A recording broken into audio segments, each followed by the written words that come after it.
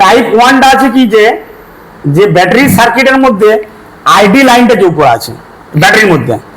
ID লাইনটা দেখো ভালো করে আইডি আছে থাম গেল কোথায় গেলে টেম্পারেচার লাইনটা কোথায় গেল এখানে টেম্পারেচার লাইনটা কি হয় এই সমস্ত সার্কিটের ক্ষেত্রে কি হয় অনেক সময়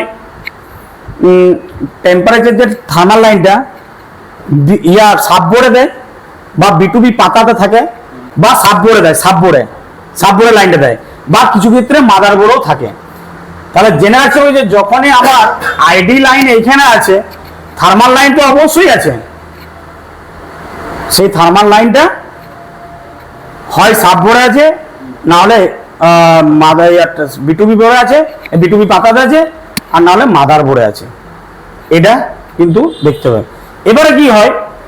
যে আমার সাববোর্ডে অনেক সময় সাব পাতাটা ডিসকানেকশন হয়ে গেলে বা কানেক্টর পুরো পাওয়ার করে কোনো নষ্ট হয়ে গেলে দেখবে অনেক সময় এই চার্জিংটা অপশনটা আছে মানে সাববোর্ডে তখন ওই R2 থাকে তাহলে R2 সঙ্গে যখনই কানেক্ট হবে না তখনই এররটা আসবে তাহলে সেই ক্ষেত্রে কি করতে হবে দেখো আমি তোমাকে একটা সার্কিট খুলে দেখাচ্ছি দেখো এটা একটা টিপি আছে এটা বিটুবি কানেক্টর তো বুঝতে পারছো বোর্ডের বিটুবি কানেক্টর এটা তো এখানে একটা টিপি আছে কি আছে ব্যাক থার্মাল কানেক্টর এইখানে ব্যাক থার্মাল কানেক্ট আছে মানে এটাকে ক্লিক করলাম দেখো এই লাইনটা যাচ্ছে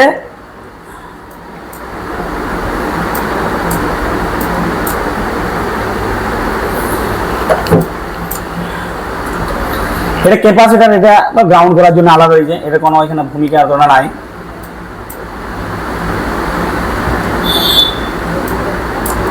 এটা ডায়োড দিয়েছে আর এইখানে একটা রেজিস্ট্যান্স নিশ্চয়ই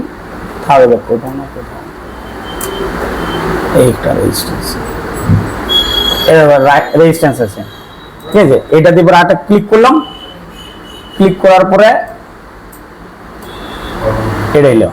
এটা চার্জিং আইসি তে ঢুকে যাচ্ছে PMI 632 মানে চার্জিং আইসি ঢুকছে এটা দেখো ক্যাপাসিটর আছে ক্যাপাসিটর এখানে ভূমিকা নাই রেজিস্ট্যান্সের বলে তাহলে এই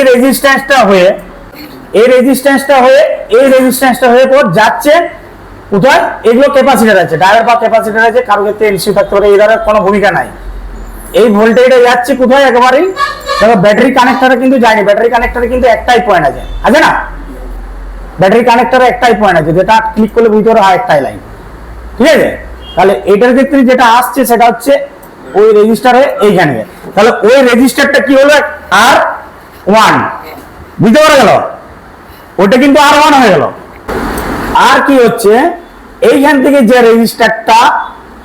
নিচে এই সাববোর্ডের কানেক্টর এটা যদি সাববোর্ড আছে দেখতে পাবে সাববোর্ড না এটা এবারে গ্রাউন্ডের সঙ্গে শর্ট করে দেবে এই গ্রাউন্ডের সঙ্গে শর্ট করে দেবে একটা রেজিস্ট্যান্স এখানে বস করিয়ে গ্রাউন্ডের সঙ্গে দিয়ে দিবে এই গ্রাউন্ডের সঙ্গে যে রেজিস্ট্যান্স সেটাই তো R2 রেজিস্ট্যান্স হয়ে গেল আর ওই রেজিস্ট্যান্সটা ভেঙে ফেলে দেবে সাববোর্ডে যেটা আছে সেটা পুরি ফেলে দেবে ডিসকাশন করবে কারণ হয়তো লাইন কেটেছিল বা সাববোর্ডের পাতা কেটেছে বারবার আসছে ওটা তুলে ফেলে দাও এবার কত রেজিস্ট্যান্সটা হবে বা মোর্চা পেলে অনেক সময় নষ্ট হয়ে যায় জলে পড়লে প্রবলেমগুলো বেশি আছে কত রেজিস্ট্যান্স ভ্যালু হবে সেটা তো জানতে হবে যাবো বস করে দিলে হবে নাই সেটা কিন্তু R1 আর আউটপুটটা আর সোর্স ভোল্টেজ দেখে এবার R2টা মডিফাই করতে হবে যেটা মডিফাই সিস্টেমটা বললাম সেটাও করতে হবে এবারে আরেকটা প্রসেস দেখাচ্ছি যদি তোমার অত কিছু না করতে হয় তাহলে আরেকটা কাজ করা যেতে পারে দেখো যা আছে তাই থাকুক এটা টেম্পারেচার টু লো বা হাই কন্ট্যাক্ট সার্ভিস সেন্টার লেখাটা আছে মোবাইলের ক্ষেত্রে ভিভোর ক্ষেত্রে এই প্রবলেমটা যখন আসবে তখন টিসি সবাই জানো টিসি কাকে বলে যা ওই যে দোকানগুলো জেনিথ বা এই যে টিভি পার্টস টাস রাখে রেডিও টিভি দেখে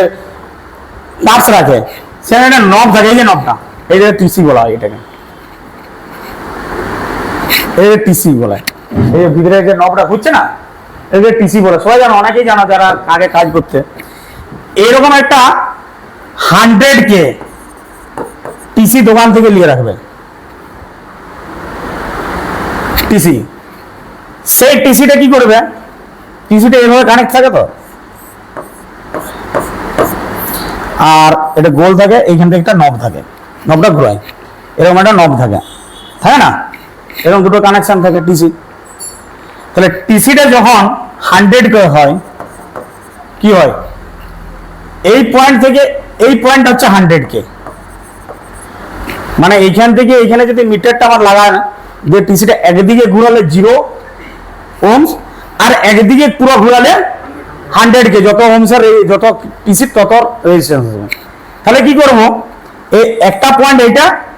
আর একটা পয়েন্ট গ্রাউন্ড, এই রেজিস্টার হয়ে গেল। তো এই রেজিস্টার তো ভ্যারিয়েবল রেজিস্টার, আমি যখন তখন চেঞ্জ করতে পারি। এরপরে কি করব, আমি একটু একটু একটু করে ঘুরি রেজিস্ট্যান্সটার মানটা ঘুরি ঘুরি টেম্পারেচারটা দেখবো হাই অ্যান্ড লোটা দেখা যাবে। যেখানে হাই অ্যান্ড লো কমে বন্ধ হয়ে গেল, আমি টিসিটা খুলে নিলাম, যে টিসিটা মেপে নিলাম কত টিসিটা কোন জায়গায় কম স্ট্যান্ড বাই হয়ে যায়, বোর্ড থেকে খুলে নিলাম টিসিটা দিয়ে মেপে নিলাম, সেই মানে একটা রেজিস্টার এখান থেকে এটা জয়েন করে দিলাম, প্রবলেম সলভ হবে না ধরনের বলো। এটা আরো সহজ প্রসেস। তাহলে এগুলো কখনোই ভিডিওতে পাওয়া যাবে না, এগুলো কখনোই বলে ফোন করে পাওয়া যাবে না, এগুলো ক্লাসে এসে পরেই হয়। এরকম ভাবে প্রবলেম সলভ করতে পারো, কারণ তোমার মেন হচ্ছে আউটপুটটাকে ঠিক রাখা হচ্ছে মেন। যেটা প্রথম আমি ডিভাইডার সার্কিটের কনসেপ্ট বুঝলাম একবারে ফার্স্ট, যে ডিভাইডার সার্কিটের মেন হচ্ছে আউটপুটটাকে ঠিক রাখা।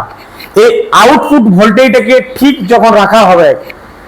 সেই আউটপুট ভোল্টেজটাকে ঠিক রাখার জন্য আমার R1 R2 বা সোর্স ভোল্টেজের উপর তিনটা ডিপেন্ডেন্ট, এবং R1 আর R2 ভ্যালু 1% টলারেন্সের উপরে রেজিস্টার বসানো হবে, তার বেশি হলেও হবে না, মানে সেম ভ্যালু চাই। এটা একটা ভালো প্রসেস, যে প্রসেসটার মারফতে আমরা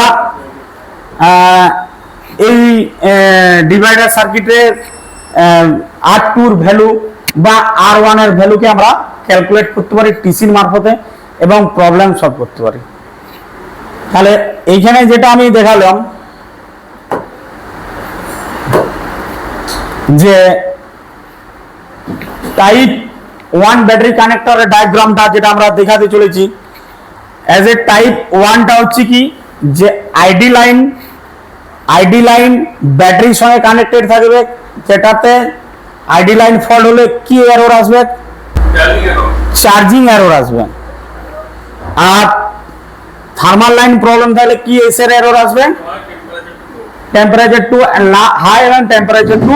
লো। তাহলে এই রকম টাইপ 1 এর ক্ষেত্রে হলে আমাদের যদি ব্যাটারি চার্জিং এরর আসে, চার্জিং এরর ক্ষেত্রে আমরা কিন্তু কাজ করব ব্যাটারি কানেক্টর থেকে যে লাইন গেছে সেই ডিভাইডার সার্কিটে, সেই ক্ষেত্রে ব্যাটারিতে R2 আসবে, ব্যাটারি R2 আর R2 মডিফাইডটা সেভাবে করা যাবে